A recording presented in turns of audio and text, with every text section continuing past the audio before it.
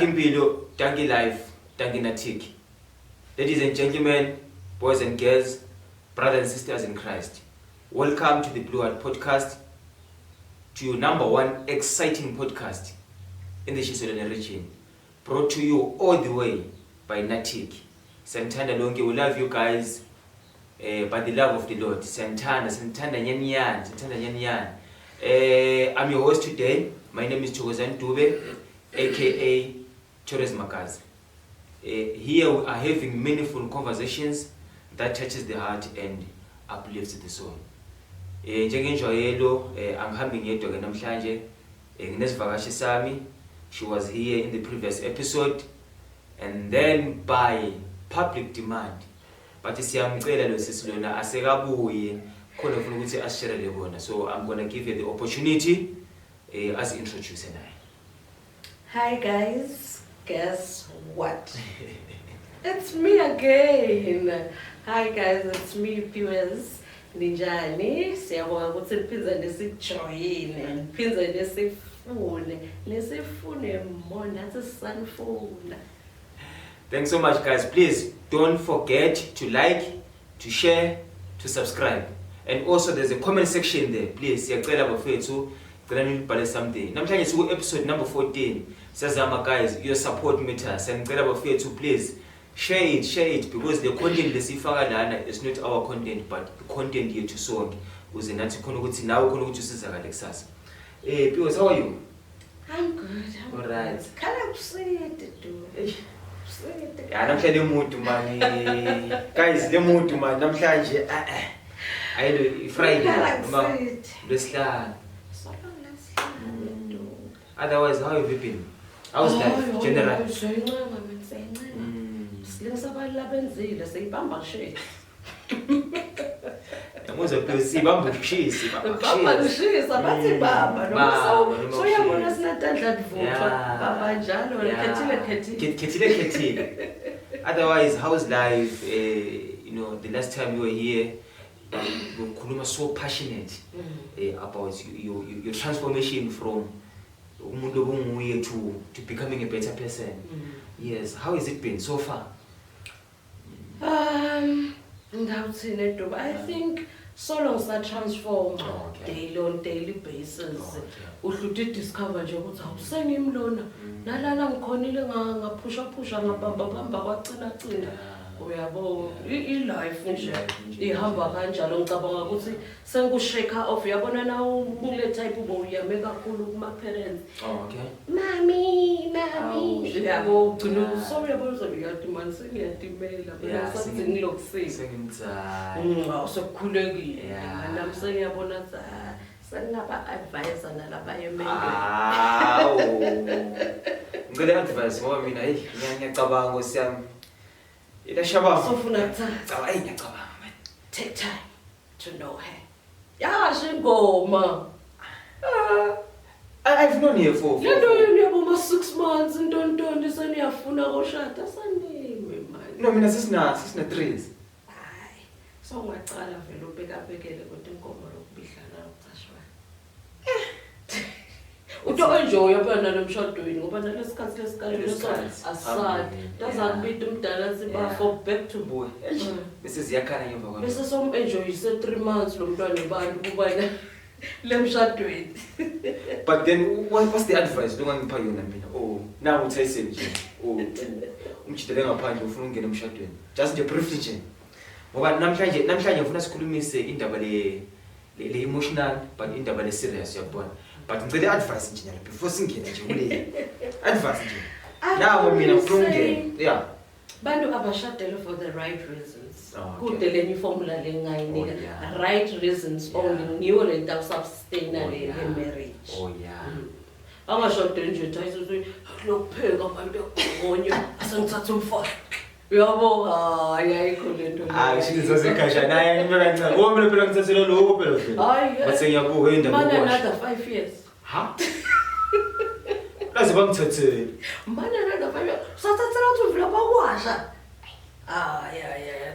no simply ile generation lesesikiyo man you know ngiyacabanga wena Simpiwe because what you have seen recently right njengoba ngisho namhlanje ngifuna sikhulumise indaba le emotional indaba lebuhlungu ngifuna sikhulumise indaba ye-grief uyabona because masikhulumisa indaba ye-grief ulapho khona ukhanza ukuthi ulahlekelwe something of your value into lokuyithanda into bewuyigugu kuwe lo ngeke usaphinde uyirecover uyabona ngiyakhumbula mina ngisafunza bekuthiwa mama ngathi ulahlekelwe licingo uyabona kubuhlungu yabo lo myeza bekise ethi labelungu khanza ukuthi phela belungu bathanda ukufuyafuyela lokutinja kwabo ngizama lokwenje ngokubiza ngaPeter azibani uyabona lento lena yamlahlekela yabona they take time to grieve they grieve akhala umuntu umbone ukuthi ulahlekelwe yinto lebakayithanda so wena ngokubona kwakho what is grief yini nje what is grieving uyibeke ngokudala bakho yakubona that is very broad ufana ukuthi what is love grieving is very broad Dube angathi ukuthi ngingamchaza ngimthini but nje shortly ngingathi it's taking time to accept whatever tragedy lesesuke seyikwendekele at that particular point in time ngoba ngikhumbula lokukhuluma ngenja sabe sakhala but sisabancanyana I think besibo grade 5 washona lenja yasekhaya baba bekathatha ngetinja okay sure sithola bayishayise ngemoto lapha uyayigubhela baba uyayingcwaba sakhala makhazini wami tears but bese ngcwaba inja lokusho ukuthi ke igrief ngeke sithi ulahlekelwe ngogo wasenaye so grief akanga uyangeke ukuthi kusenhlizweni kanani kuwe ngingalomunye ngisho sona baba bese basicaphatha inja but beyisenhlitweni nayo sure beyisenhlitweni yethu so igrief kuya ngalokuthi lemvo lekulahlekile isenhlitweni yakho kanani udasithatha ke isikhathi lesinganani ukuaccept ukuthi yathi nakuse kumlahlekele ngayibeka kanjalo mina ngongithi ibroad ngide nje ukuthi ngathi grief nayi ngibeke ukuthi ngiyo so ngisengibeka spotlight have you ever experienced le grief okola ngahanjelwa ngahanjelwa usho nalo ukuthi mina ngakubekisela nje bengithandzana nangichere ngisakhula bengithandzela ufro sahlukana yakubona and till today ngiyaxolisa nkosami mama kwaliye ngiphathise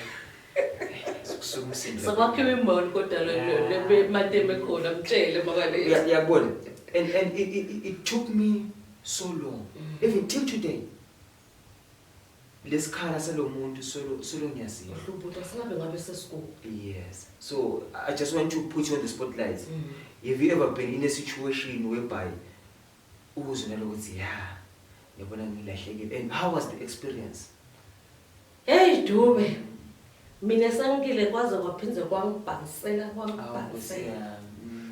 I lost my dad nanga grade 7 towards my exams yes lapho bengisemncane angivanga le weight that much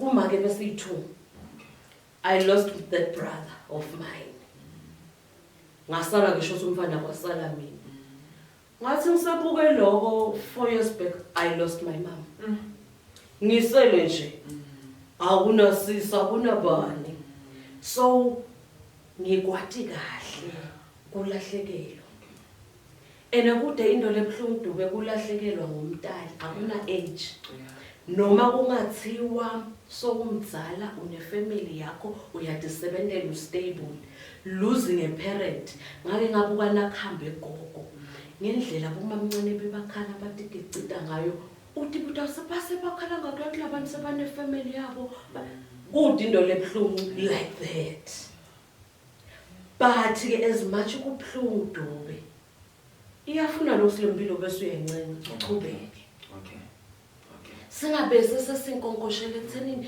mina vele angisana make mina ngiyengithanza ke ngidlala ngawo joking nje yathi umuntu uyadlala ngisangiyekela phela mina sengaba inzanza nembaba labantu bathola sibeva kuhlungu baba isimpi ungabudlala kanje ngithi no kwangende kalela but ngeke bese sengibambelelela lapho ukuthi inkosi yami mina siaram senkosi ihamba kanjalo uncazi but then Simphiwe maybe ngizafuna ukuhluka nje kancane yabona because lesi sikubona manje songathi thumbe seyifashion yabona ngiyabekisa nami njengomjida yabona I've been a perpetrator of lento lena ukhanza ukuthi na umnakethu leno Tyson yabo mhlambe ushone emakwakhe ngiyabekisa sisihamba phela somnikeza leyo emotional support right that you are supposed to offer to Tyson yabo sibangani bayo but nyalo kuseso ukhanza lapha amajida apaka iveni lapha ngiyanathwa uyabona uthini lenza kwalena sithini because thina siyouth this is what we are actually doing ngubekisele ma students e university yabona mawungaya kuthiwa kusemncwabeni noma kuthiwa mangabe mhlambe mina am a student mhlambe kushone mina noma mhlambe kushone emakwami noma baba wami and then ama students abuya azongisupport ungamangale kusena lena sisemncwabeni noma kwendekana sesamosha kunama content yabuka kwami yonke into sesifuna kuyenda kube show off noma singekho lesimo asengithi ke ngoba sithi igrief umuntu udila nayo ngendlela yakhe and differently asengasimilele kuthini li wrong but asengithi it is not my thing asangubethele ngana into bantu la ebathanze kuyenda ushonela umuntu namhlanje asesithi ekseni sebajijele ku Facebook sebajijele ku WhatsApp uke wahlala phansi wacabanga yini ukuthi bonke laba close people sebavile. Can you imagine ngokuva ngesihlobo sakho lezi very close ukuthi sishonile ku Facebook mhlambe ngemngane walo muntu lo shonela uthi ifika njani lento leyo ngithi mina noma ngabe niyafuna mhlambe iseyindlela lelula yekwatisa abantu ukuthi uyathi sibana kasekho asambeni siyo supporta ifamily mhlambe take a day or two ku poster lengcondo yakho ibe la lesethi by this time ngicabanga ukuthi umndeni so uyadi wonke ngoba ushone kusana umuntu wena so postile emini social media man isibulele man ayiyona seyisibulele sibuyele kuwe kunayinfolosho ukuthi le mingcwabeni seba spinat imoto seba in baye bathi senda lobe kakwenda okay lobe kakwenda akasekho guys kusele nabantu labasebhlungwini uthini ngalabantu labasele basazama kumukela ukuthi uyathi Simphiwe akasekho siyeva Simphiwe nithi bekakwenda but laba akakwenda phela akasekho sekusele nazo laba bangakwendi futhi laba lahlekelwe kuthi basebhlungwini sithini ngabo vele ngilendlela lesifuna kugrifa ngayo yini guys so manje amagama sithini bangapost abantu noma akube yile man of approach lendlela abasiphatha ngayo le noma lokuposta because baposta abantu hayi uhambe kahle ngeke sebavike oyilendlela ofuna ukuthi baposte ngayo ngithi mina abantu abaphesa ikhathi le family lokuconzane nabo direct ube nako nje ukuthi ayinase ku day 3 kufanele wonke wemndeni lo melatshelo sowutshela kuhle yonke into makwambeka yathi yonke into ehamba ngathuku unebuhle nebubi kuhle kona nokuposta because mhlambe nalo le emaveni bekangakeva so tawukuva ngalama post but ke akungabi info ukuthi sidazimashiya ngifuna beve ngami ukuthi sangivile ukuthi ke Dube sohambile ufuna kuba number 1 iposter banike isikhathi nale family yehlise kahle ukuthi awuvele sesilahlekene nalo ngaba keve emndenini eve kuyasida bona kuyihambisa kakhulu lenzaba nabani eve ukuthi hawu sekube nakulokubi lokuveli but nje aso sithi lamalanga post singasheshi. Guys, you are still tuned in your number 1 podcast, which is the Blue Heart Podcast, all the way from Shiselena Richie. Namhlanje sikhulumisa indaba lezi sobuhlungu Nkosi yami. Indaba yegrief. Sesimhlamba abanye benu anikho comfortable ngayo senincesidela Nkosi yami, but we are trying to mhlawumbe to raise awareness noma just ukufundisa abantu nemakhaya lokuthi Nkosi yami asizameni Nkosi yami ukwehlisa leli zinga kungabe ungazuthi say fashion into lena because so ungazuthi I fashion uyabona maybe coming back to you Simphiwe ngike ngizwa abantu mina bathi kunama stages of grieving you know ufika njani to the point of acceptance ukuthi mhlawumbe ngibeka nje ukuthi uzuyivuma indulo ukuthi vele sokwenzakile vele uyabona what happens vele throughout uyabona Dube yeah yabo because abanye I've seen people yabo most especially youth ukhaza ukuthi abanye umunye ugcina kanjela ingqondo uyabona noma ukhaza ukuthi umunye ugcina seka abuse ama drugs akasakhoni lokukhopha ukuvala le void ufuna kuvala lesikhala yes what's your take on ulo it takes time it takes time even nami Dube namuhla kunemalanga lengivuka khona ngive ukuthi ayike namhla siyakhala kube ngathi ku fresh okay ngiyese ngisho ukuthi kune pattern mhlambe lo ngayisebenzisa I remember mina nakushona make kwasakuba la khaya nje bese kuyi problem for me ngagcine ngiphuma ngayo rent ngithi hayi manje ngifuna yathi nangilakhaya ngoba ngiyakusibeka hlala lapha nyalo ngabe sengikwendeka something TV ngabe sengiyembe yema umuntu obona la ku TV ni usuzama ngomama ibuye lento hayi phela so mama umlongeko uyayibona le mfoleni ngeke ngithi khona iformula yekufika ku acceptance for lokusekwendeke ngoba nalokuphuma kwami nga discover late sengibuya ukuthi laqahlahle lokuphuma akangisidi ngoba ekubuyeni kwami kwaphinza kwaba inkinga bengithi every time nangiyochecka labamfile ngibashiye la khaya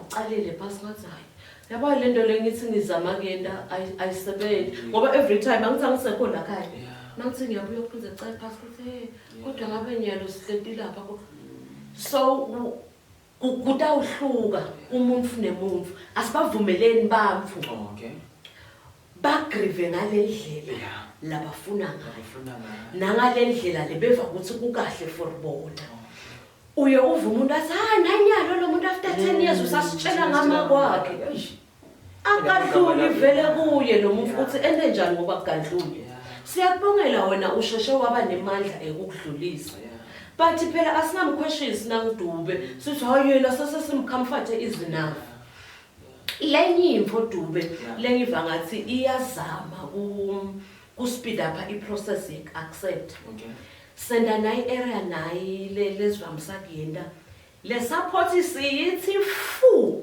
before funeral bagcwale bangani bantu baphume ngetinkani nakusalungiswa lumgcwabo bathi siyo supporta Simphiwe esikhathini lesiningi lapho kusuke kusanga clock kulomuntu lo lahlekelwe ukuthi ulahlekelwe kuclock ngalesikhathi sekubuywa le emangcwabeni sekuthiwa baba isisi sitabona so uyahamba ade so uyahamba mzala so usala yethu abantu nema check away baba nema check away abantu labo abanye bapakishile ko2 ko3 mina kube kuya ngamdube ngabe labamfu baba khona kakhulu sekubuywa le mthumeni ngoba lokusala wedwa la endlini sebahambile lesikhathi lengcondo seyishombamba ukuthi ha lo muntu phela vele uhambile kahle kanti besicwaba make bantu baba more supportive angisho ukuthi it's wrong but ngile impact lesala after le funeral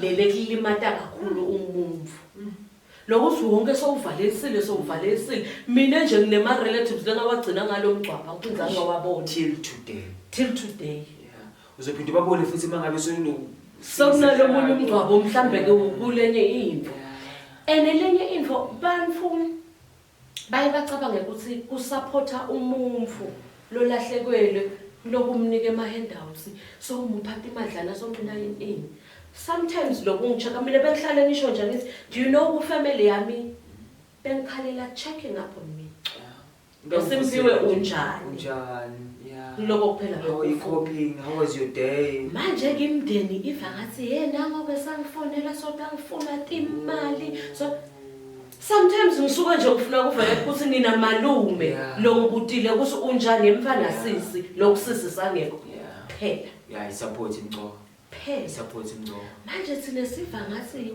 sota ngibangela lenye ibhedeni no check up on this person nimuve ukuthi unjani ukhopha ninganyamalali kakhulu hey yakhuluma indaba lemqoka eSimphiwe. And then mhlawumbe the question also that I have is kukahle ngokukhuluma ngayo le nto le noma it's something lesiyesabayo yabona because I believe lokuthi dala vele besaba ukukhuluma ngalezi zinto lezi yabona it was a topic lengathinto but nyalo ukuse it's something that is trending. Kahle lo mnikati wayo ukukhuluma ngayo it's okay. Oh, okay. The more you talk about it, you really live it. Oh, okay. Ngiyo kelele bese yenda lengcondo vele iba certain ukuthi vele lo muntu akasekho. But bear it in mind, naso ready. It is very important ukuthi naso ready. Because kukhuluma ngendvo ungaka accept ukuthi seyendekile kuyalimatana nabo kakhulu. Kakhulu kulimatana kakhulu asengikubekisa nje in my case mina wami make wagula wahamba waba sesibhedlela. So for me it took time lokuthi so uhambela khaya kuhamba for good. For me lengcondo beyisolisale ukuthi usasibhedlela lo muntu kuthi nakwenda ka something asangi update make ngimfonele iphinze isilendo akasa update phela lo muntu akasekho lesibhedlela lengitsi ngim update khona mina uyabo so khuluma ngako maso ukahle lokukhuluma ngako at the same time abantu into lenga ungaforce kuba strong guys. Oh yeah. If there is one thing I want to urge people, bantu banaloko ukuthi nyalo nabashonelwe umbona umuntu aphithitela yena lo lahlekene lokuconzana naye aphithite sometimes ke kuye kuconzane ngayo njengoba ngishito ukuthi bese kusale mina ngefa bekuconzene nami nakuthiwa nyalo kufuna kuphume imali lethi ngithiwa Simphiwe buto sayini kude vele lokho bekunkosa lokuthi ngiphithitele but if unaso lesikhathi ukuthi uhlale ukubukela ukuthi uyadinga ilahlekene just do that. Ungafuni ukucina kwekuthi uthi I'm okay ngilahlekelwe but ngi-right. Kuya affect in the near future. So lo wena uthulela kwekuthi hayi angifuni bese sebenza ngathi sengiweak. Vumela kuba weak.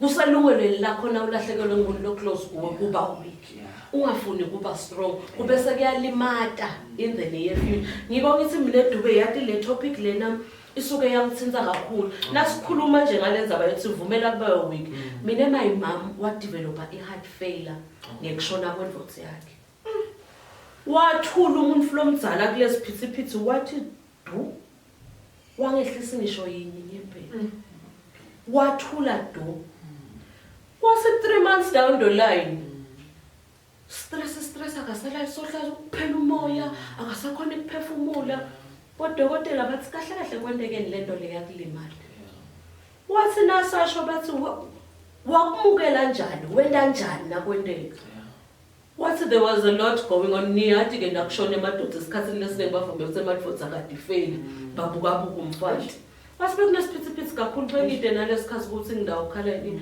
bathi nako ngiyalahleka lapha you need a time sekuthi lokho kuvisa buhlungu nakuthi khala ukhala now to be on your own, ube on your own. Udeka yona Simphiwe. Babukele emakhaya Nkosi yami solo siyindaba ye-grief Nkosi yami. Uyasibekela lana siswethu antu wethu Nkosi yami. Niyambona the woman that she has become, she is very strong niyambona Nkosi. In as much as ahlaba khona nama setbacks ahlabuyela ngale but so now I want to give you the opportunity. Ask Chile what has kept her so strong like this. Because if I'm just cutting to Calendar, labanye ukhanze ukuthi vele ingqondo iyalahleka yabona labanye ukhanze ukuthi umuntu ugcine sengena kuma drugs ugcine sengena ezintweni lokungakusizwa yabo. So now Simphiwe, I want you to take this opportunity and talk to somebody out there who's going through a grief or who has lost somebody lamthandayo lo ngasakhona ukuthi aphinde abuye abe strong aqhubeke ngempilo, or can you just prepare somebody in advance uyabona, because indlela yethu songelela uyabona. Yeah, so ngicabanga ukuthi mhlawumbe ngeke kuze kukuvelele, but eventually kuza kuthola, at least akukuthole nawe mentally prepared. So wena what's your yini lo ngakusho mhlawumbe lo ngaku encourage to abantu lengaphandle nami ngi-encourage ngilana nangu umalume naye ngalana uyabona. What has kept you this far? Okay. Yeah. Asengicalela Dube, it's so unfortunate you can never be prepared for such. Oh, okay. You can never. Noma singazama kanjani akwendeki. But for me personally, one, I had a warrior. Magwami was a warrior. I remember at some point in time, angakaguli kungakento kulutho singakade nalokho sitogula.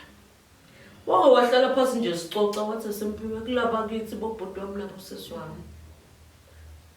Na ubuka so khetha munye uthi ngathi ngihamba ngenyanga utakusida.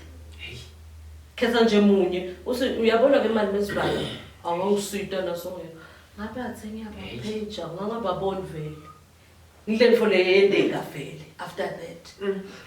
I think lokho wayidrop le bomb lapho bekakhulumela was still a tertiary. Yeah. Athi na udlala nyalo ngisaphila. Ngabe ucabanga ukuthi uta survive. Kwangisida ke lokho ukuthi uyathi make bekashido mani nginga expect ukuthi khona lo nto ngithola bekavela shido lo muntu omzalazi nangahamba mina ngifuna ukuthi ithwale wena kude lokunye. But for bantu le I think as much as umthanza lo muntu ufuna soke ureflect. Oh, okay. Kuthi ngabe lo muntu lo ngihambele lo ngithanzako bekangajabula yini ukumbona ngiko this position. Mhlambe sowungenele ema drugs oluthi uzama ukuvala ivoid. Vele lo muntu le ngibeka sizafule sicinile ngaye bekangakujabulela. Mina lidvondvolo lengihamba ngalo Dube kwekuthi wherever la khona whatever I do akabe proud nangabe bayabona.